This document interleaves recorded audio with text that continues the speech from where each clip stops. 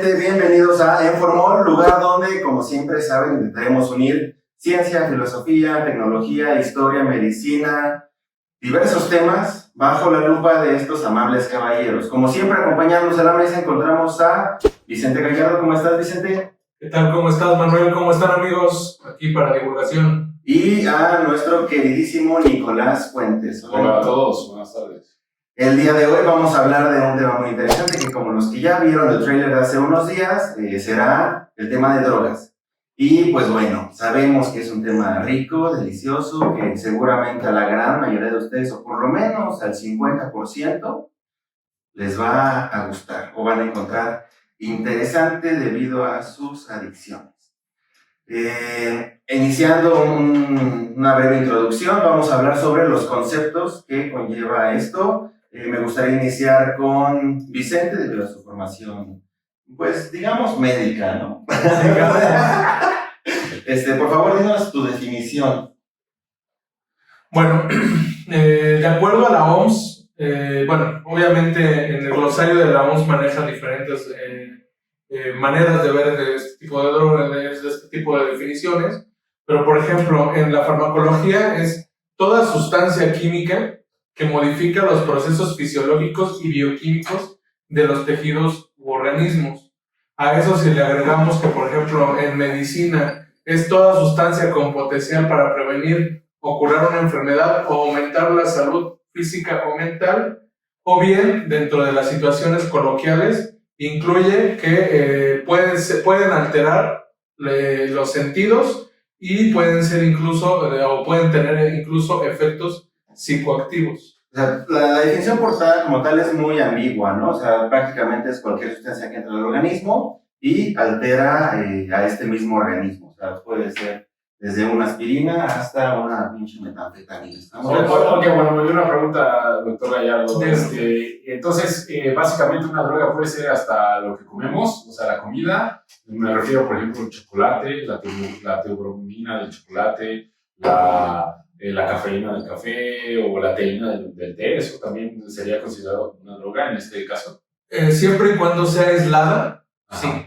O sea, si yo la tomo integrada en una taza de café, ¿no cuenta? Estás tomando café, o sea, sí se está tomando una cierta cantidad de droga, es mínima, sí puede haber cambios, pero para que haya un cambio en la fisiología del ser humano, tendrían que ser cantidades muy importantes, ¿no? Por ejemplo... bueno, entonces está basado como en la concentración. Sí. Ok, muy bien. Porque mi Cuba no está aislada, güey. O sea, lleva sidral, agüita, güey.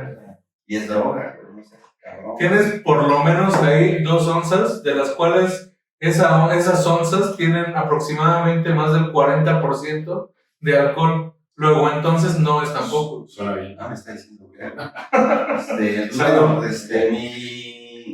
Esta definición a mí no me convence al 100%, me gustaría escuchar. Bueno, yo tengo una pregunta más antes de continuar. ¿Qué diferencia hay entonces entre, si todo, básicamente podemos decir generalizado, ¿no? Todo es una droga, entonces, ¿cómo podríamos diferenciar entre lo que nosotros conocemos como medicina y las drogas? Porque la medicina es una droga, ¿no? Pero ¿qué diferencia hay entre lo que conocemos como drogas y la medicina? De hecho, en inglés, o sea, el término drug engloba, ¿no? Esta parte de medicamento. ¿Cuál es la diferencia? Esencialmente, si estás hablando de medicina es porque hay un efecto esperado que altera de manera positiva alguna situación del cuerpo. Es decir, uno está buscando efectos curativos. Ok. Mira, ya le estás dando entrada al chairo. ¿Por qué haces eso? Ahora, es que... Soy médico, yo no vengo a destruir a nadie. Solito se va a destruir. Ok, bueno, ahora, fíjate, o sea, está bien, pero entonces, como volvemos a lo mismo, ahí ya vamos a entrar en el campo de la semántica. ¿Qué significa qué para quién? ¿Por qué? Porque, pues la definición, en efecto, acaba de decir que, pues las medicinas tienen un efecto positivo en la fisiología, ¿no? Bueno, entonces me podría decir tal vez que las drogas, como por ejemplo la marihuana, digamos, ¿no? ejemplo, claro. un ejemplo, ¿no? El peyote o la ayahuasca o ¿qué otro tipo de cosas hay? Bueno, son las principales, son las que más... Hongos. Los hongos, ¿no? La psilocibina, ¿no tienen efectos positivos en la fisiología del ser humano? Sí tienen efectos positivos, pero como bien lo mencionaste hace ratito, tiene que ver con concentraciones y tiene que ver con métodos científicos. Es decir, no, después de que se descubrieron, llevaron un proceso en el que, por efectos, digamos, por el consumo mayor, pues a la gente le espantó y entonces se dejó de estudiar. Sí se ha visto que, por ejemplo, la marihuana o el cannabinoide específicamente tiene efectos curativos. El problema más bien fue cuando se empezó a hacer por situaciones lúdicas. Ok. Bueno, O sea, para pasar la chingón. Dinos tu definición de drogas, por favor. Bueno, yo quisiera aclarar. Yo, desde mi perspectiva, creo que la definición de la OMS es un tanto, obviamente, científica, ¿no? Pero está siendo un poco arbitraria al respecto, ¿no? Porque, bueno, yo desde la perspectiva como antropológica e histórica, pues la OMS está echando por tierra pues, conocimientos de culturas de mucho tiempo. Por ejemplo, vamos a dar un ejemplo, tanto la marihuana como un derivado natural del ácido lisérgico, del LSD, que ahora conocemos como LSD, se consumía desde hace más de 3.000 años, 3.500 años. Y todo estaba como asociado a cuestiones como rituales, como cuestiones de conocimiento que ahora le podríamos llamar alternativo, porque no sigue nada de lo establecido en la epistemología moderna, que es científica, ¿no? Si no cumple con los criterios científicos, no es conocimiento, ¿no? Entonces, ¿qué hacemos con eso? Es que yo lo siento, lo está echando por tierra, ¿no? Porque dices, bueno, ¿y qué hay con todo esto? ¿Qué hay más con eso? Entonces, yo siento que sí es necesario hacer la distinción entre las drogas, según esta definición de la OMS, y otro término que me gustaría compartir aquí con ustedes, que es el de los enteógenos. Este es un término que se desarrolló en un artículo publicado en el Journal of Psychedelic Drugs, volumen 2, números 1 y 2, de enero a junio de 1979. ¿Qué chingados es, güey? Bueno, ok. Un enteógeno es una sustancia vegetal o un preparado de sustancias vegetales con propiedades psicotrópicas que cuando se ingiere provoca un estado modificado de conciencia. O sea, solamente al consumirlo modifica tu conciencia. Exacto. La definición. Exacto, bueno, pero entonces tendríamos que como que ahondar en esto de cómo es que modifica la conciencia. Porque, como dice el doctor, pues puede haber efectos positivos y también hay negativos. Pero aquí yo creo que lo que está omitiendo la definición de la OMS es como el factor social y el factor mental. Porque, o sea, cuando uno consume drogas, no solo es el efecto que produce químicamente en tu cerebro, sino también cómo sucede a nivel de la intelección. O sea, tú qué es lo que estás percibiendo bajo los efectos de esa sustancia, ¿no? O sea, me estás diciendo que es importante tener esta clasificación de drogas, ¿no? O sea, estas drogas enteógenas, enteógenas, ¿no? Es más, tendríamos que evitar decirles drogas, son enteógenos. Bueno, estos enteógenos, ¿qué podemos englobar aquí como enteógenos? Bueno, enteógenos, mira, yo lo voy a decir de sencillo. Como tiene sus raíces en la antigüedad no conocía las drogas de diseño ni nada sintético, ¿no? Entonces, ahora yo siempre he sido así de, pues la verdad es que recomiendo no meterse nada que no crezca de la tierra. Okay, o sea, ya vemos aquí una división de enteógenos y drogas. Ahora, tú dinos, otra clasificación que hay ¿qué tanto tiene que ver con esto de los enteógenos que menciona Nicolás? Bueno, aquí, sí entiendo la cuestión ritualística, entiendo todo el origen del consumo de este tipo de sustancias por parte de la humanidad, pero no me vas a decir que la mayoría de la población ahorita está buscando hacer rituales. O dime de alguna manera antropológica que alguien que se esté fumando cierta cantidad de este tipo de drogas, de enteógenos, disculpe usted, ¿qué ritual está llevando a cabo?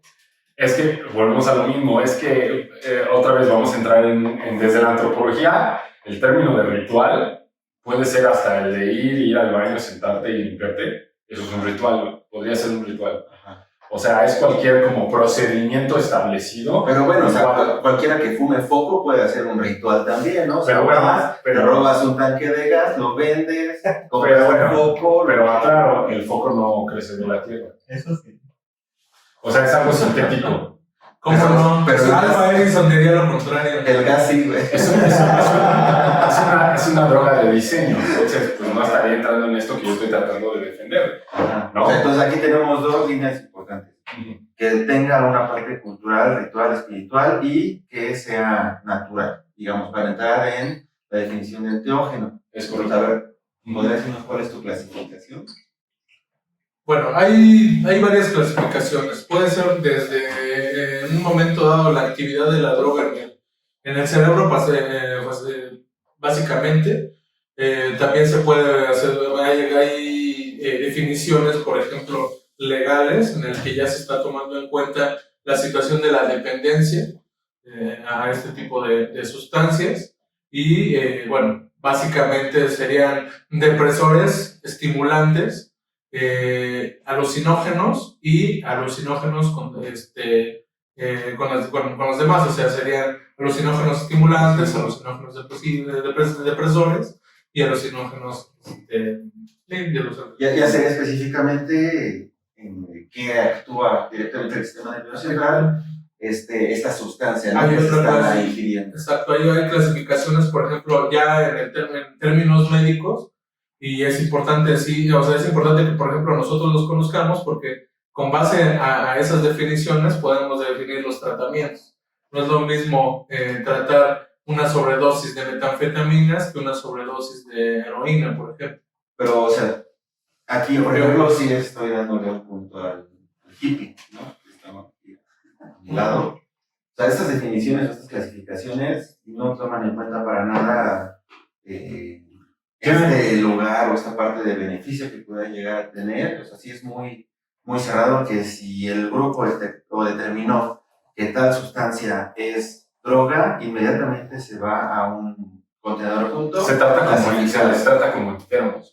Entonces todo se pone como una prohibición, como el bote de lo prohibido. Aunque a lo mejor haya medicamentos que causan mucho más daños que a lo mejor un churro de mota, ¿no? O sea, por ejemplo, un quimioterapéutico. Un quimioterapéutico en el sistema creo que es mucho más dañino que un... Pero bueno, creo que nadie se metería a quimioterapia para divertirse. Sí, o sea, el día que los cannabinoides curan el cáncer, me lo platico. Todos nos vamos a hacer marihuanos. Sí. No cura el cáncer, hasta es paliativo. Sí, pues. Mira, paliativa. Hay una clasificación de la medicina que es la medicina paliativa, en la que no creo que te quieras meter. Pues nos metemos como quieras, pero bueno, o sea, determinado, de acuerdo a la clasificación que nos acabas de dar y lo que vamos a mencionar, ¿qué pedo con la prohibición? O sea, ¿por qué a partir de esta clasificación que te nos están dando, por qué la de Jonás no es prohibitiva y por qué la tuya sí es prohibitiva y cuáles son estos castigos, estas penas? O sea, ¿cuál es la diferencia que hace tu clasificación y por qué la tuya, tu clasificación tiene mucho más peso en la sociedad actual que la clasificación chaira de ese? Mira, realmente tienen que ver más por las cuestiones de abuso que realmente por la actividad fisiológica.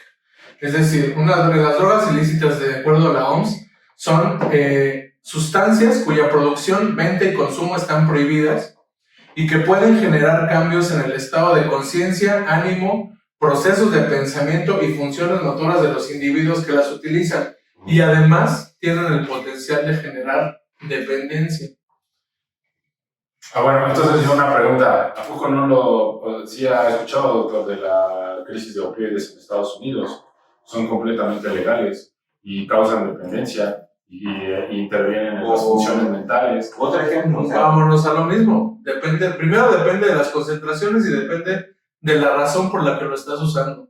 Es decir, los opioides esencialmente tratan el dolor, normalmente tratan el dolor neuropático, es decir, el dolor que muchas veces ya no se puede curar solamente con antiinflamatorios, ya sea esteroideos o no. O sea, algo que no puede curar la aspirina o algo que no puede curar la hidrocortisona en un momento dado y que siga presentando dolor, se utilizan los opioides.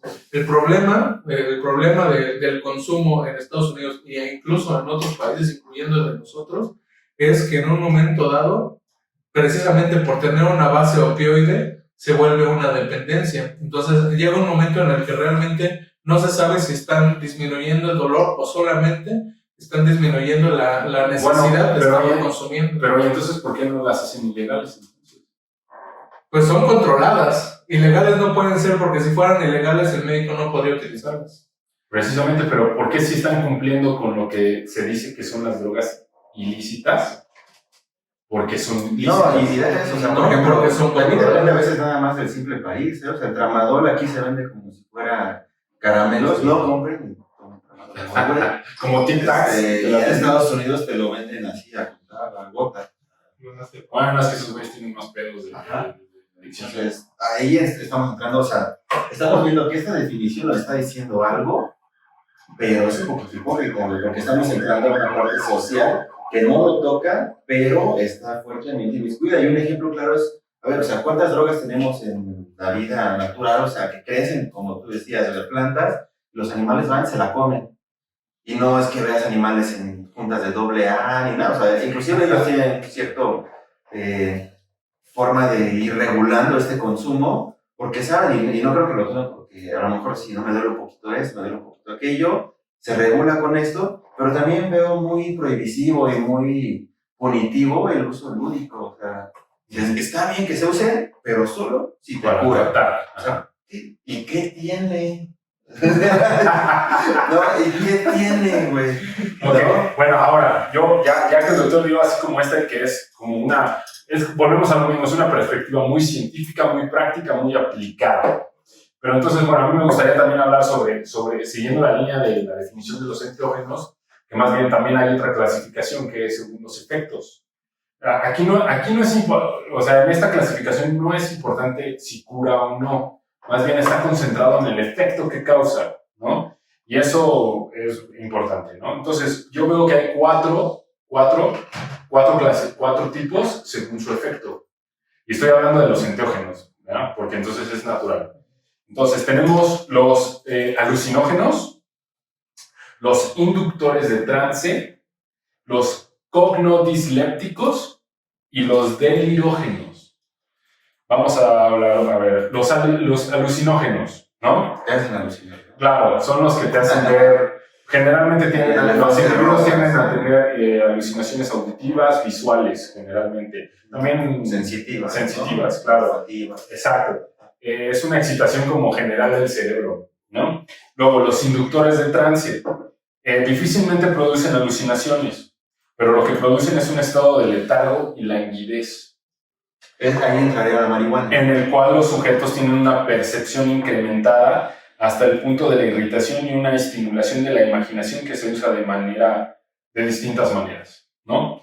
Después están los cognodislépticos. Como escribir canciones y pintar cuadros. Sí, muy común. O sea, no, es que es en serio, sí, o sea. Ajá. Después están los cognodislépticos, que estos estimulan la imaginación. Ajá. Difícilmente llegan a producir alucinaciones. Más bien alteran mecanismos de la memoria. Avivan todas las sensaciones y la fantasía. Ajá. ¿Y qué ejemplo tenemos? En los cognodislépticos es el LSD, el ácido lisérgico y la ayahuasca. El DMT. El DMT, ¿no? Luego están los delirógenos, que son plantas de efectos potentes que nublan y disminuyen la conciencia.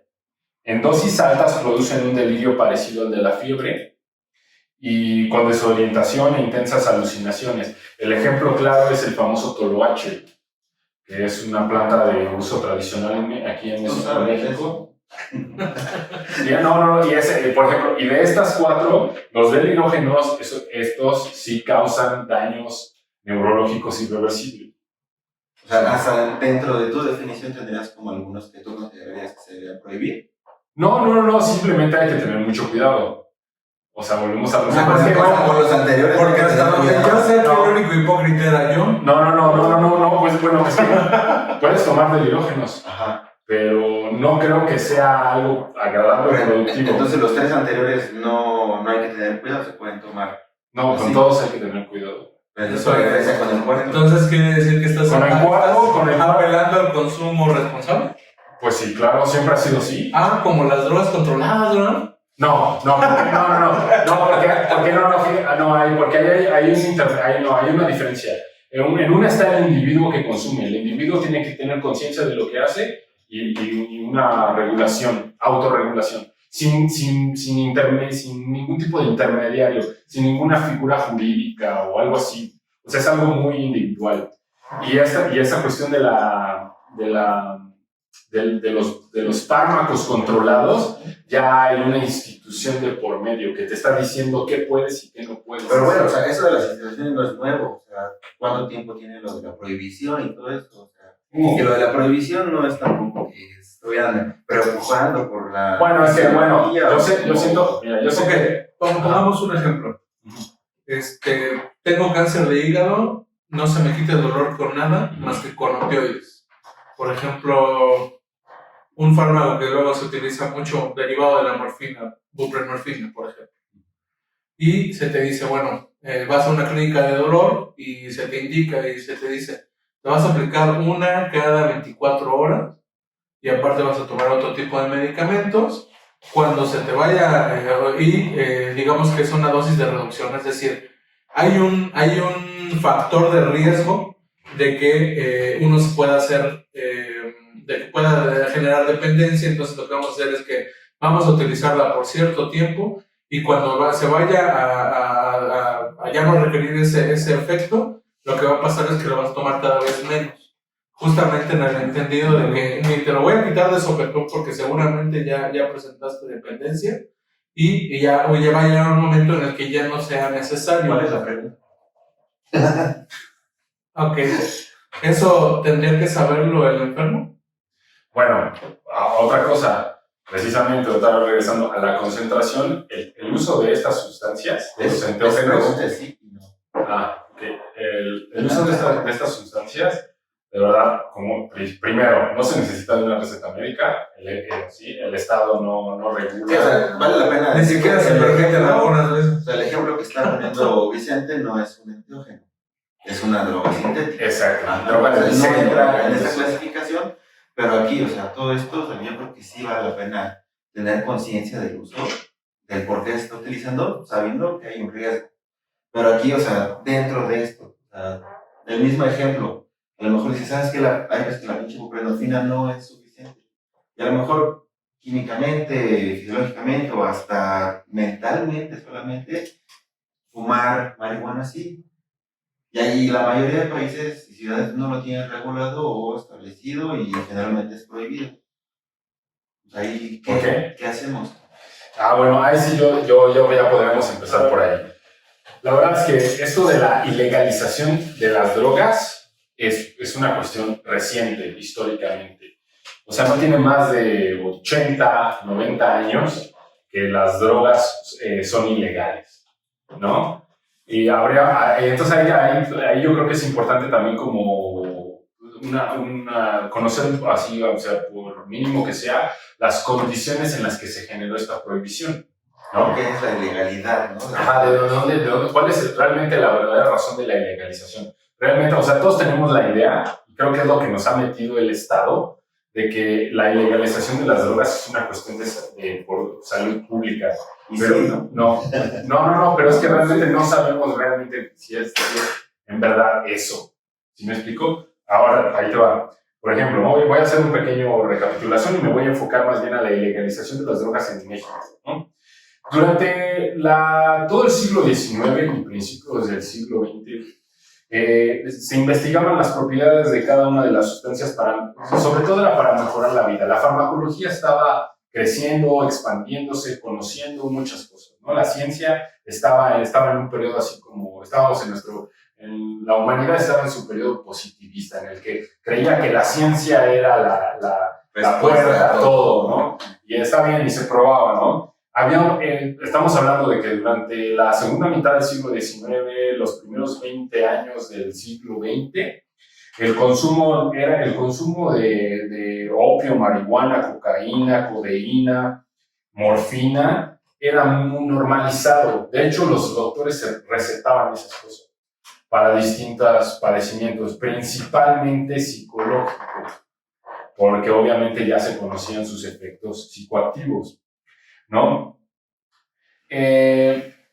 La prohibición viene, por ejemplo, aquí en México, estas drogas o sea, las prohibiciones de la ilegalidad de las drogas fue más o menos en los años 30, que está muy de la mano con la famosa prohibición de la ley seca de los Estados Unidos, que fue en 1929, si no me equivoco. La prohibición. Bueno, la Gran Depresión. Ajá, junto con todo eso, ok. Oye, cualquiera que no tome. Ahora, vamos a ver esto. Los proyectos de ley que prohibieron las drogas en México comenzaron durante el mandato de Plutarco Elías Calles. Estos estaban basados en una ley que funcionó en Estados Unidos que se llamaba la ley Volstead.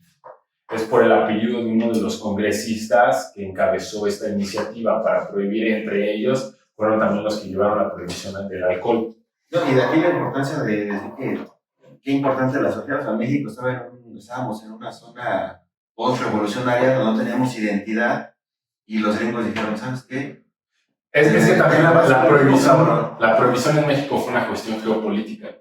¿Por qué? Porque de verdad, o sea, aquí en México no había ningún problema. De hecho, es más, tanto no podemos decir que no había problemas, simplemente no había registros de eso. ¿Sí me entienden? Es más, la cucaracha decía, ya no tiene marihuana que fumar. Muy buen comentario que haces, porque entonces una de las cosas que impulsaron la prohibición de la marihuana en Estados Unidos fue, ahí es donde ya empieza el cochinero, esta cosa que yo digo que ¿Por qué no señalan? estas definiciones de la OMS y que todo esto ya son medio turbias, medio ambiguas. ¿Por qué? Porque las bases de la prohibición, estuve checando los legajos. Encontré un libro muy interesante sobre la prohibición de las drogas, sobre todo en México y Estados Unidos, y el autor se basa mucho revisa mucho todos los procesos legales que llevaron a la ilegalización de las drogas y hace notar que la base de la legislación fue una cuestión totalmente estaba basada en una cuestión, ¿cómo les puedo decir? En prejuicios de clase social, raza y nacionalidad. No estaba basado en estudios científicos o en estadística o cosas así. Por ejemplo, como lo que dices de la cucaracha, uno de los principales motivos por los que se prohibió la marihuana en Estados Unidos fue porque se había culpado a los mexicanos de haber introducido la marihuana a Estados Unidos, que fue justo la época de los famosos braceros. Los braceros, el uso de la marihuana era extendido en los braceros. Pero entonces siempre se asoció, si se dan cuenta, el uso de la marihuana a los mexicanos, a los brownies, ¿no? Y que los brownies venían a pervertir a la juventud americana, puritanos. Y sí, por ejemplo, y regresando a lo de la ley Volstead, ¿no? Por ejemplo, pues imagínense, años 20, Estados Unidos, un país principalmente protestante, ¿no? Racista, clasista, ¿no? Entonces imagínense, ahorita ya nos ponemos a trabajar y vemos eso, entonces pues... Bueno, ya dinos cuál es la ilegalidad. Bueno, la ilegalización surge, volvemos a lo mismo, todo esto A principios del siglo XX todo era así como una época de descubrimiento. La heroína era una panacea, quitaba dolores, malestares, bueno. Entonces viene un factor que nadie esperaba, que es el factor social. Lo que le decía al doctor, estalla la Primera Guerra Mundial. Una guerra sin sentido. Potencias europeas peleándose por extensiones de tierra. Ok, bien. Eso le llamamos cultura, claro.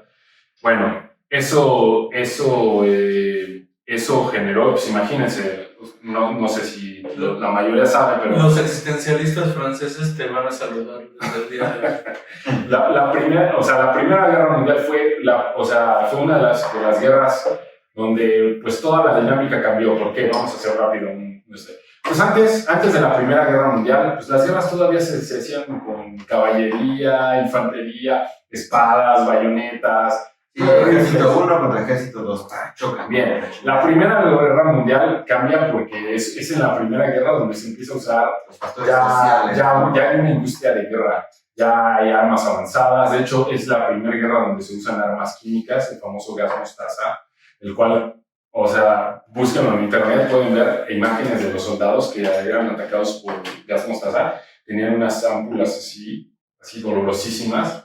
Imagínense a los soldados atrincherados por meses, ¿no? Viviendo entre sus heces. Terrible, es algo muy terrible. Más bien, y entonces, obviamente, esa situación, pues obviamente genera. Es lo que le digo, ya está conectado. También el uso de estas sustancias está generado con el entorno. Claro. Es total, ¿no? O sea, es precisamente el ejemplo o al punto de lo que iba. Los animales lo consumen, lo estabas diciendo, o sea, esta época pre-1920 se consumía con cierta responsabilidad inconsciente, digamos, pero llega un momento en que la sociedad ya te corrompe, o sea, en que es más un trauma, en que tú prefieres aislarte y tú ves que te aíslas un poco tomando a lo mejor un whisky o a lo mejor tomando un gallo, lo que sea, y de ahí yo creo que es lo que detona. O sea, yo creo que como tal la droga no es mala, sobre todo esta clasificación que tú das, que se me hace excelente de enteógeno, o sea, los enteógenos sobre todo que son naturales, hasta cierto punto que pueden controlarse un poquito más con cierta responsabilidad, pero lo que tenemos que cuidar es en dónde estamos viviendo, o sea, cómo lo estamos usando, o sea, por qué lo estamos usando, y creo que más bien es eso, se le está dando un uso corrupto, digamos, a las drogas. Estoy de acuerdo. Amén, hermano. ¿No? ¿Estás de acuerdo? Sí, de hecho yo no estoy en contra de eso. A final de cuentas, y lo dijiste desde un principio, estamos hablando de cierta responsabilidad. O sea, yo sé que los opioides se utilizan desde hace 5,000 o 4,000 años. O sea, hasta en la Odisea hablan específicamente de los efectos del opioide, porque cuando Ulises se pierde en la isla de Circe, de una hechicera y empiezan a consumir hojas de amapola, se les olvida todo, se les olvida que tenían que regresar a Italia. Pero entonces, ¿en quién recae la responsabilidad? O sea, yo creo que ese es el punto importante. ¿Tú en quién consideras de quién es responsabilidad? ¿Del Estado? Yo creo que no. Yo creo que la responsabilidad es compartida. Puede ser de uno mismo, pero también tiene que ver el Estado. ¿Por qué? ¿Por qué? No menciones. ¿Por qué? Porque finalmente, y yo sé que la temática específica es que las prohibiciones y el control son específicamente por motivos económicos. O sea, eso es bien sabido, no hay más. O sea, si alguien está bajo los efectos de alguna sustancia que no lo permita trabajar, es malo. Si alguien tiene una sobredosis de algo que, por ejemplo, sea sintético, no lo voy a meter con lo natural, pues es malo. Si, por ejemplo, pasa, por ejemplo, cuando el boom de la cocaína, o sea, cuando se descubrió la cocaína que era utilizada la planta de coca que era utilizada por los incas desde 4,000 años atrás, o sea, incluso ellos se daban cuenta que cuando la mascaban y la consumían era para hacer trabajo pesado, o sea, no había ningún problema, pero también los españoles también se dieron cuenta de cuando tenían cierta sobredosis los coqueros, que se ponían amarillos, se ponían flacos y ya no daban la misma fuerza o la misma actividad que la gente que solamente lo utilizaba. Entonces, a mí me queda claro que todas las prohibiciones son control y no estoy en desacuerdo, por ejemplo, aquí nuestro arqueólogo y antropólogo nos comente que finalmente manchan de alguna manera el tinte ritualístico y manchan de alguna manera la cuestión de consumo. El problema es que el ser humano tiende a ser más hedonista que hacerlo con responsabilidad. Entonces, si yo lo voy a hacer de manera lúdica y después ya no lo puedo controlar, o sea, si solamente lo voy a hacer por una situación de diversión, pero después puedo causar un accidente, después me puedo morir de una sobredosis, después voy a buscar una situación en la que tenga yo más cantidad de lo que puedo utilizarlo, por ejemplo, en lugar de solamente formarme un porro, voy a tratar de consumir heroína. ¿Para qué? Para sentirme mejor después de estar metido toda la vida en un chiquero o en una situación económica muy precaria. Bueno, pues entonces es ahí cuando vas a llegar a un hospital, es ahí cuando probablemente te mueras, y si no te mueres, quedas con secuelas importantes y dejas de ser productivo. ¿Quién invitó a Ricardo Anaya a esta mesa? O sea, ¿quién le dijo, a ver, Samuel García, por favor? La verdad es que a mí lo que me da coraje es solo mi pobreza. Es que sí, pero el pobre. Pero es que es eso, güey, o sea, más bien ahí yo creo que está pasando un punto muy común, que dicen frecuentemente las tías que son son drogas de iniciación, pero, o sea, yo no lo veo así, o sea, más bien es tú lo apuntas muy bien, el contexto. O sea, no es lo mismo consumir un porro en la Nahua con tus amigos en el Pedregal a consumir foco en Iztapalapa en situaciones muy parecidas a la Primera Guerra Mundial, entre heces y con ámpulas, ¿no? O sea, y además, es una cuestión, por ejemplo, no lo comentamos ahorita, pero por ejemplo es un ejemplo que me hizo reflexionar mucho el día que grabamos el primer tráiler, espero no equivocarme. Estábamos platicando sobre, por ejemplo, la gente que consume inhalantes o cemento, ¿no? Entonces tú me decías, bueno, pues es una situación hipócrita, porque entonces, ¿por qué no controlas eso?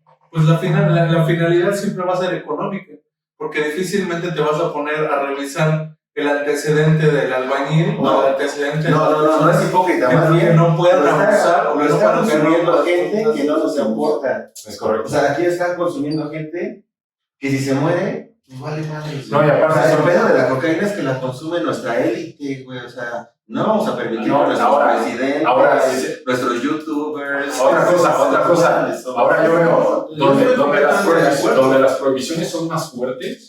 Yo las veo, son en sustancias que por lo general producen como alteraciones en la conciencia positivas. ¿Por qué? ¿A qué me refiero?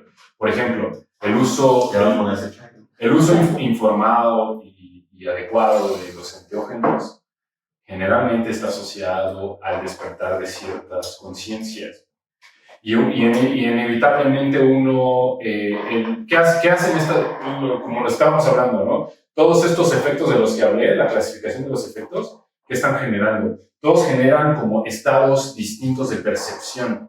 Y entonces inevitablemente también llegan uno a ver, a que uno se interprete a sí mismo y se dé cuenta así de, ¿cómo estoy viviendo? ¿Quién soy? ¿Cómo soy? ¿A dónde voy? Empiezan a generar preguntas que generan como un germen de individualidad que, por ejemplo, al Estado no le conviene. Oye, ya, eso fue muy interesante. Vamos a terminarlo por el día de hoy.